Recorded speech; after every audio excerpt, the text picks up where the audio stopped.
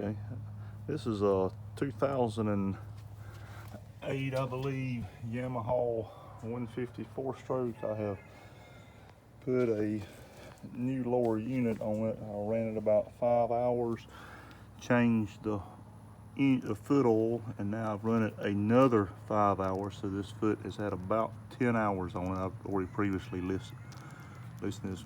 Now I'm going to change the oil out at this 10-hour mark, and then that'll probably do me. I want to see how much was on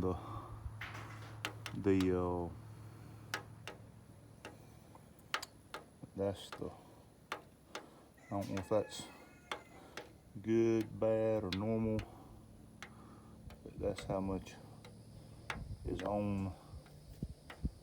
That'll come back into focus on it now. So we're going to try again. Get back, dog.